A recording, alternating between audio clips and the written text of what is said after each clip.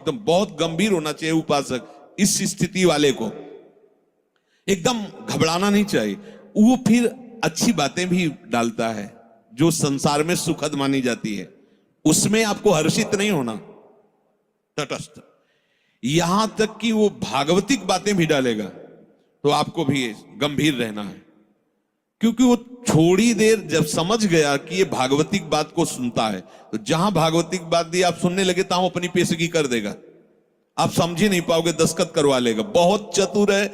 इसीलिए सबसे बड़ा चतुर सृष्टि में कौन है? रामाय भजते चतुर नर, उसे सुजान कहा गया है, क्योंकि इन सब चतुरों को भी काबू में करने की सामर्थ्य भगवान नाम जापक में है। एक एक हरकत वो मन की देखता रहता है, एक एक हरकत, छोटी सी छोटी उसकी चेष्टा। अच्छा समझ में आ रहा है? ठीक, कुछ नहीं, कोई नहीं बिगाड़ सकता, बस आप झुकना नहीं इस पे।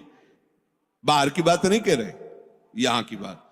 आप उदास मत होना, आप निराश मत होना, और आप इनके आगे झुकना नहीं, दुष्टों के समुदाय के आगे। एक से एक पेशगी देंगे, आपको निराश करने की चेष्टा करेंगे, आपको ऐसा कर देंगे कि लगेगा भी इस भोग के बिना तो हम जी नहीं सकते, अब ये भोग भोग ले, फिर भगवान मिले या ना मिले। झुकना मत इनके आगे। ये दुष्ट प्रवृत्तियां आपको रौंदने की चेष्टा कर, और आप तभी नहीं झुकेंगे जब मत परायणा भगवदास। अगर भगवदास तरेरी तो बातें बोलते रहो, कुछ नहीं होने वाला, वो अपने आप वहीं आपको आकर्षित कर लेंगे। तो जो भगवद आश्रय छोड़ चुका है और संसार का आश्रय लिए है, तो चाहे जितनी चतुराई करे, संसार का ही चिंतन होगा। और संसार का चिंतन है विषयों का चिंतन, और विषयों का चिंतन है दुर्गति। स्पष्ट समझ लीजिए, क्योंकि विषय चिंतन में राग, प्रियता, आसक्ति पैदा होती है।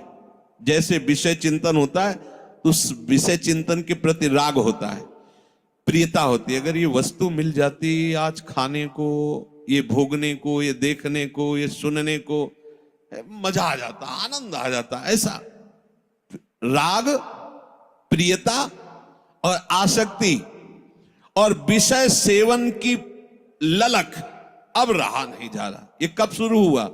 विषय चिंतन से। ध्यान रखना, ध्यायतो विषयान पुंसः संगस्तेषुपजायते।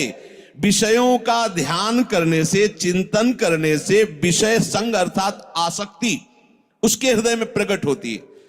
अब तो रहा नहीं जा रहा, अब वो भटक रहा है, क्या करूं, कैसे करूं, कहां वो पाऊं, ललक रहा है अंदर। बड़ी दुर्गति की ये स्थिति होती है। प्रायः हर साधक इस आग से जल करके आगे निकलता है। आग बुझाने की चेष्टा मत करना।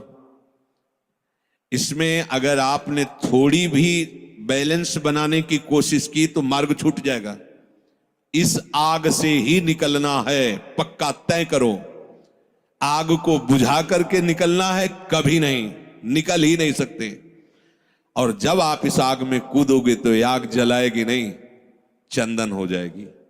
बाहर से तुम्हें लपटें दिखाई देंगी, और जब अंदर प्रवेश करोगे कि हे प्रभु आपके लिए मैं जलूंगा, तो कहीं भी धुआं भी प्रवेश नहीं हुआ विभीषण के घर में। पूरी लंका राख हो गई, एक विभीषण कर गृह नाय। पूरा संसार जल रहा है, कामाग्नि, क्रोधाग्नि, लोभ, लेकिन भक्तों के हृदय में उसका धुआं भी प्रवेश नहीं करता, क्योंकि वहां भगवान का आश्रय है। विषयों का सेवन शरीर से भी ज्यादा घातक है मानसिक सेवन। समझना, साधक क्या समझता है कि मैंने कोई क्रिया तो की नहीं, अच्छा बहुत चतुर है, मानसिक पाप लगता नहीं। कलिकर एक पुनीत प्रतापा, मानस पुण्य होए और नहीं पापा। ओ बैठे बैठे बस, गलत बात समझिए। शारीरिक सेवन से ज्यादा गंदगी पैदा होती मानसिक चिंतन से। शारीरिक सेवन से उतना सुखासक्ति नहीं पैदा होती जितनी मानसिक चिंतन से। देखना खुद, जब ये मन आपको किसी भोग के लिए आकर्षित कर रहा हो, तब देखना कैसा वो सुख देता है।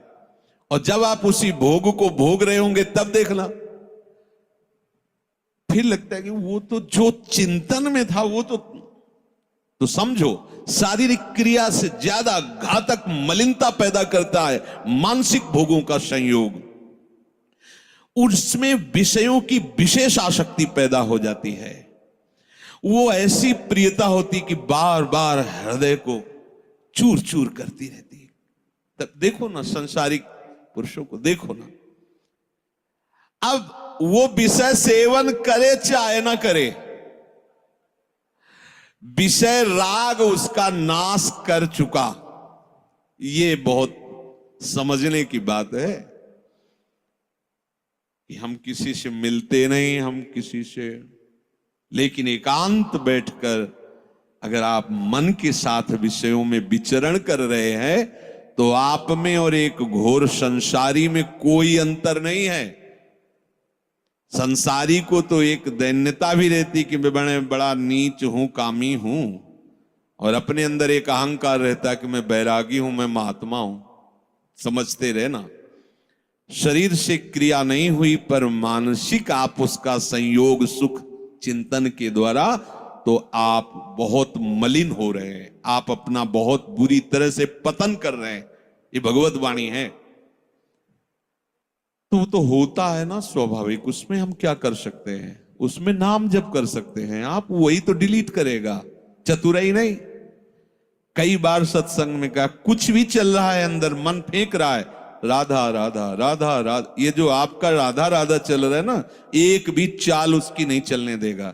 वो चाहे जो विषय सेवन की बात, विषय सुख की, बार बार राधा, तो वो जलाएगा तुमको। बंद करो ये राधा नाम, पहले हम जो पेश कर रहे हैं उसमें तन्मय हो, बस आप छोड़ना नहीं तो हानि हरिवंश के नाम अंतर परे, कहे हनुमंत विपत्ति प्रभु सोई जब तो सुमिरन, यही विपत्ति फंसा देगा। अरे बहुत विचित्र है ये, बहुत विचित्र है। लड़खड़ा कर कदम वहीं खड़े हो जाएंगे जहां चिंतन चल रहा है। बहुत घृणित मन की ये चिंतन वाली वृत्ति आपको क्रिया में उतार देगी, आप रुक नहीं पाएंगे। जब आप विषयों का ध्यान दीजिए, ध्यायतो विषयान पुंसः, ये होगा, सबके होता है। जब लोग बात, अरे हम तो समझते नहीं थे, ये काम ही है, आश्चर्य की बात है, कोई आश्चर्य की बात नहीं। हाँ, ये आश्चर्य की बात की ब्रह्मचारी है, ये आश्चर्य की बात है। ऐसे सृष्टि में और ये ब्रह्मचर्य, अब प्रणाम की बात है, ये आश्चर्य। कामी वो कोई आश्चर्य की बात नहीं, कोई भी हो, यहां से लेकर ऊपर तक, ब्रह्मलोक तक, कोई भी हो, कहीं भी, इसी का तो शासन है, इसी का तो राज्य है, और सब इसी संकल्प काम से ही पैदा हुए। कोई अगर ये कहे कि सब व्यर्थ की बात है, अगर कोई बचा है तो लाडली लाल के चरणों की ठसक में जो बैठा हुआ उनके चिंतन में है। अब कहीं गुंजाइश ही नहीं कोई। और अगर वो भी थोड़ी देर के लिए भी विषय चिंतन करेगा तो थोड़ी देर के लिए रौंदा जाएगा, ध्यान रखना। इसीलिए है दीर्घकाल निरंतर सत्कार सेवितो, दीर्घ काल तक आदर पूर्वक निरंतर भजन परायण रहो।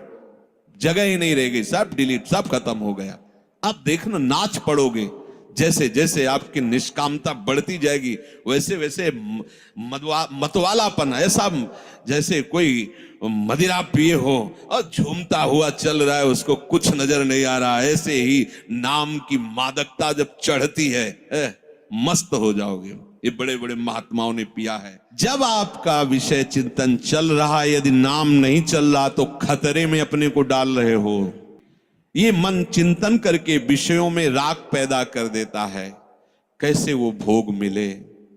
अब तो जीवन बेकार लगता है बिना उसके भोगे। अब तो, और सही बात, न उसे रात में नींद आती है, न दिन में उसे किसी से मिलना अच्छा लगता है। जैसी प्रेमी की स्थिति होती ना, ऐसे कामी की भी हो जाती है। बस उसको वही बात, कब मिले, कब देखूं, कब भोगूं, बस अंदर जिस विषय में तन्मय हुआ वो इसी विषय के लिए। अब जब वो प्रबल कामना हो जाती है तो कामात् क्रोधो भी जायते। यदि कामना की पूर्ति हो गई तो भयंकर दोष पैदा हो गया, लोभ, और भोगूं और मिलूं, कभी एक क्षण के लिए ये भोग हमसे दूर ना हटे। और कहीं प्रतिकूलता पैदा हो गई, तो भयंकर दोष पैदा हो गया क्रोध। दोनों में हानि है। कामना से कभी किसी का कोई मंगल नहीं हुआ है। अगर काम की पूर्ति होती है तो भयंकर लोभ पैदा हो जाएगा। कैसा लोभ पैदा हो जाए? ये ऐसे ऐसे, इतना नहीं, ये शरीर नहीं, वो शरीर, ये वस्तु नहीं, वो वस्तु, बढ़ता चला जाएगा, वो घोर व्यभिचारी हो जाएगा। और अगर प्रतिकूलता हुई तो क्रोध पैदा हो जाएगा। ऐसा क्रोध पैदा हो जाएगा क्यों, जिसको कहता है कि मैं तुम्हें बहुत प्यार करूं, उसी को मार देगा, वो हिंसा कर देगा। ये बिल्कुल समझने की बात है। अगर उसकी कामना भरपूर हो चुकी है, संकल्प बन चुका है और उसकी पूर्ति में बाधा होगी तो भयंकर क्रोध, और क्रोध जहां प्रकट हुआ, कामः क्रोधोद भी जायते क्रोधात् भवति सम्मोह। अब जहां क्रोध प्रकट हुआ, अब उसमें मूढ़ता छा गई। ये करना चाहिए, ये नहीं करना चाहिए, खत्म हो चुका। अब उसमें और पशु में कोई अंतर नहीं है, उसमें और राक्षस में कोई अंतर नहीं। कोई आशा न करे कि जो क्रोध से सम्मूढ़ता को प्राप्त हो चुका है उससे कोई विनय काम करेगी।